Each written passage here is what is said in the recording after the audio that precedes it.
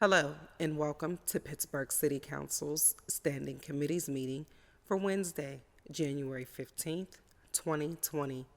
My name is Kim Clark Baskin, and I am the Assistant City Clerk.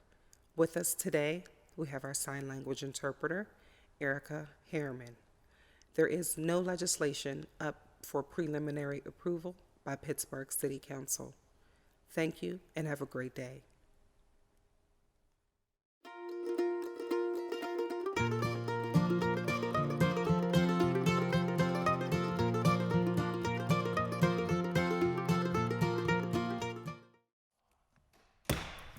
Good morning and welcome to today's Standing Council meeting on Wednesday, January 15th, 2020. Our first order of business is public comment. If the first speaker would please come to the podium, please announce your name and neighborhood for the record. The green light will indicate you have 3 minutes, the yellow 2 minutes, and the red light you will be finished.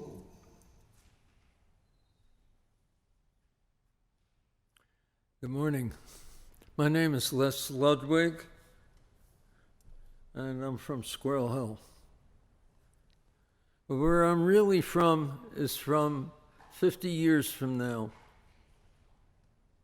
50 years down the road that we don't know exactly what's going to happen.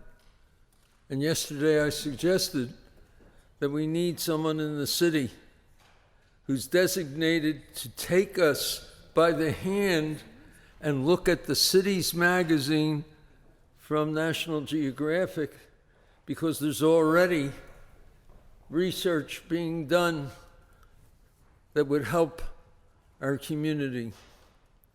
Now I'd like to turn to last night's debate. I've stood here now for probably a year, maybe even more, and talked about the fact that all these good, well-meaning candidates in the Democratic Party are trying so hard to win the pole position, but they're not doing their homework. The homework that I wrote about and gave you all a copy of the paper, and no one's followed it up. I even sent the paper to Bernie Sanders' office and called and said, "Did you receive it?" And the girl giggled and said, "Yes." And what does that paper say? That both parties are guilty. Guilty of what? Of giving away taxation. That 50% or more now, with President Trump's additional $1,000 deduction, so you don't have to pay taxes, you don't have to file. So the two-party system, while it has worked up until now, is actually attacking itself. When are you going to wake up? When is someone in this room going to go ahead and call up someone upstairs in Washington and say, "What the hell's the matter with you?" The money is in the system.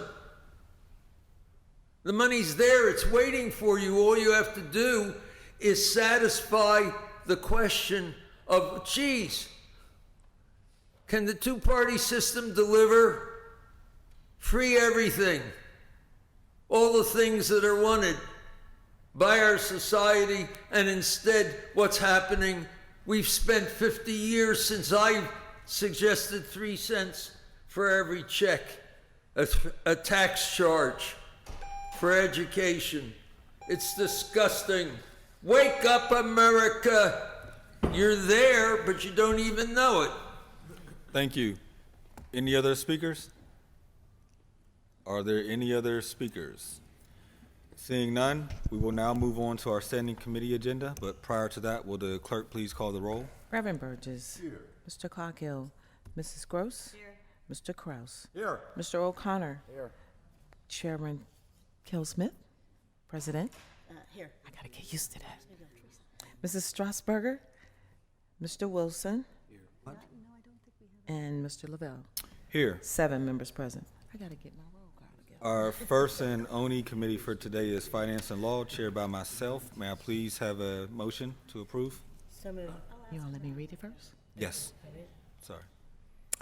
Bill number 26, resolution realigning a total of $8,107,000 between various accounts within the 2019 operating budget. This transfer is necessary for the 2019 close to meet final expenditures for fiscal year 2019. Motion. Second.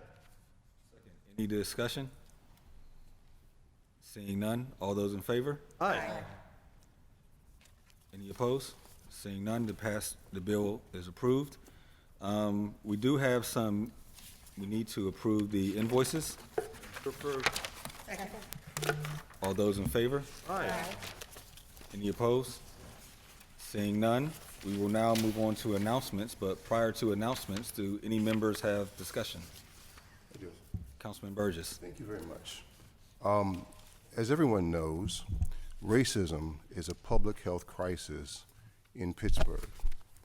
One of the things that we probably don't talk about as much as we should is the reason that we are here in this configuration of council is in part because of Pittsburgh's racist past. Up until by district elections, council was selected by large, and the party bosses selected sometimes an African American to represent them. My friend, Reverend Thomas Smith, pastor of the Monumental Baptist Church, started the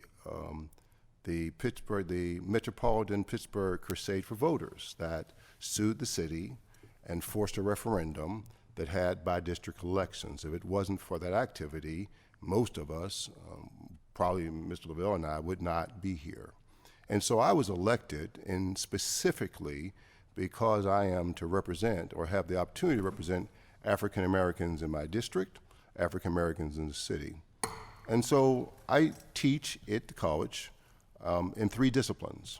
I'm a professor of communications. I teach in the School of Journalism, but I also teach in the fields of ethnic studies. Although I don't talk about it, I actually teach in the field.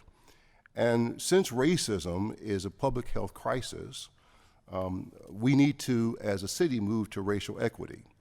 And so we've been doing some things like that. The mayor has brought in gear to do training. We have a policy equity toolkit. As council, we have approved and are going to do a policy council meets quarterly, and we're going to bring recommendations. But if you read the literature, it also talks about having a very open and transparent conversation about race in our city, race in our country, race even here on the 5th floor. And so for the next year or so, maybe longer, I've decided, since it is a crisis, we're going to start having a conversation about race in Pittsburgh. And so the first thing to do, I think, is to define terms. And so I will also start bringing in books for those who are interested. I saw the movie Just Mercy the other night and brought in the new Jim Crow. Both of these books talk about how African Americans are disproportionately in the court system and how the court system is used as a way of disenfranchising African Americans. And so I'll bring in books or buy books and provide books for those who are interested. But I do want to begin today, and I'll be doing this every week, is to begin talking about definitions. So when I start to talk about things, we'll all have the same definitions of what I'm talking about. First of all, I think there's a couple of things that we need to be clear about when we talk. First is equity versus equality. Most often, equality is used to refer to inputs. People receive the same resources with the expectation that outcomes will be the same. However, if people are situated differently when receiving the same resource, equal input will only reinforce existing inequalities. On the other hand, we urge the use of equity to refer to outcomes. All people can achieve a value, goal, or circumstance that typically require differential resources because groups are not situated similarly at the outset.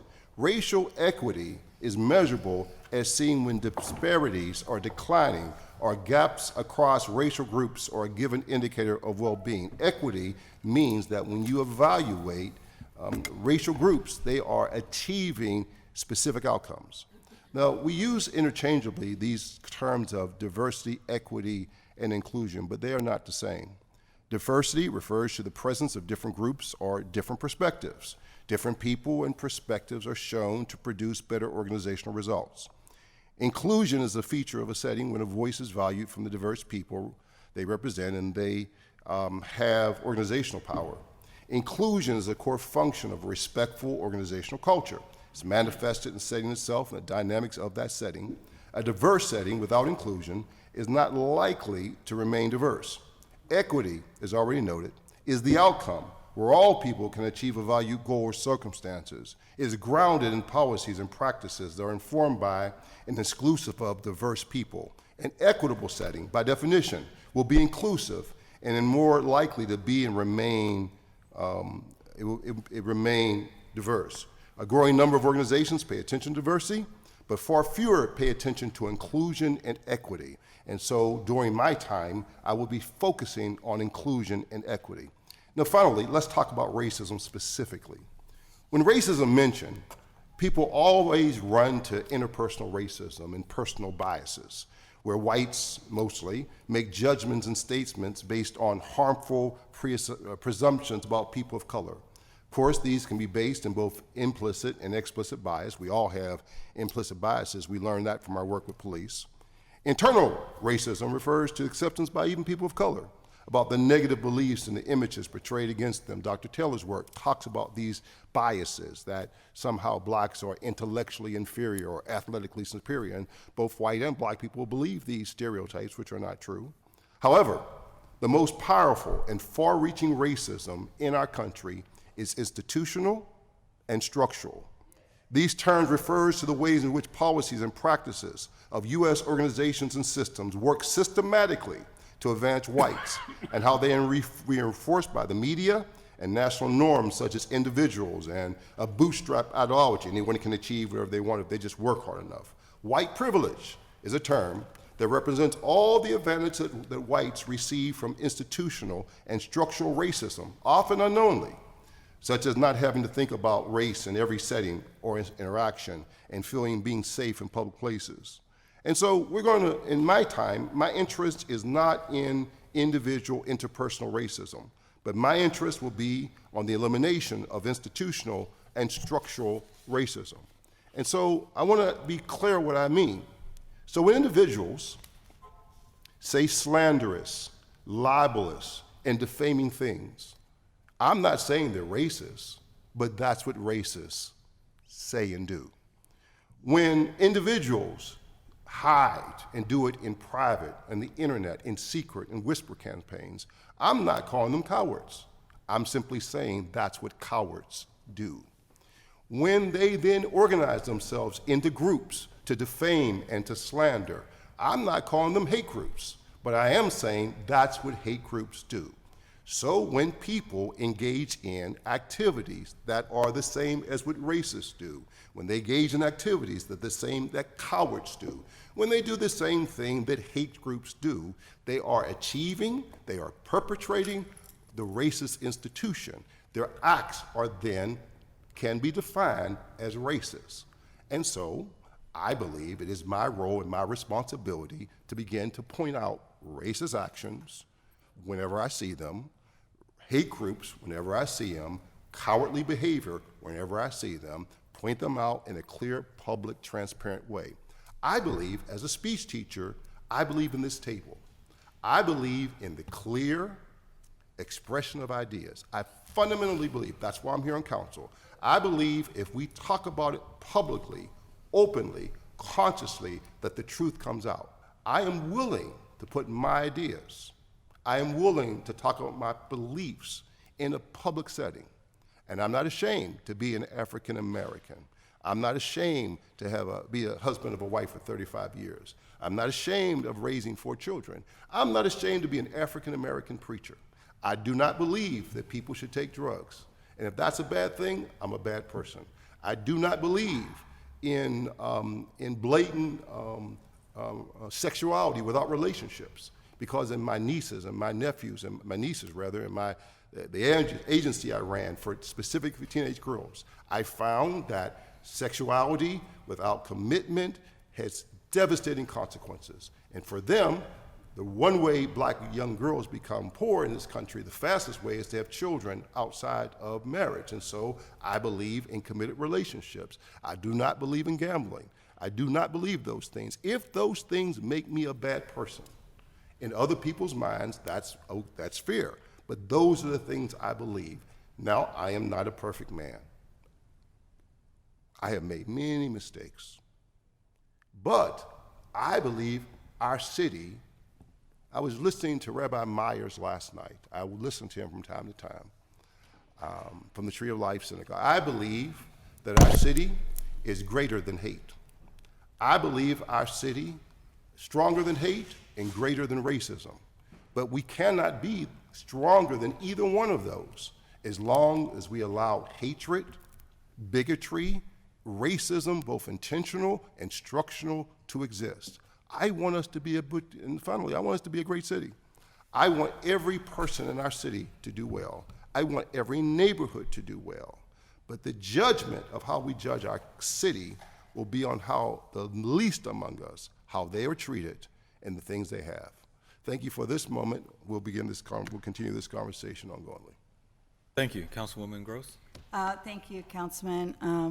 I just wanted to share that your shared language document, I'm assuming this will go into the record, isn't cited, and it's just pro forma these days to cite the website. So I think I found this exact document on viablefuturecenter.org. Yep. /race. I can't read the whole thing, but I think we can share that on Legistar as well. Sure. And so this is part of it's cited at the top, the Race Matters Institute of Just Partners, right? So that's the website. And so I want to thank you for that. We've been also working on this kind of shared definition initiative within the kind of citizen-appointed Gender Equity Commission. And it's incredibly helpful because you have people from different perspectives coming from different either academic backgrounds or non-academic backgrounds or just even their daily work where these definitions could be used differently. So I just wanted to make sure we got that on the record, and I'd be happy to share this as well on my own social media. Thank you. Any other comments from other council members? Seeing none, motion to excuse the absent members. So moved. Second? Second. All those in favor? Aye. Then we need a motion to approve the minutes and adjourn the meeting. Second. All those in favor? Aye. We are adjourned.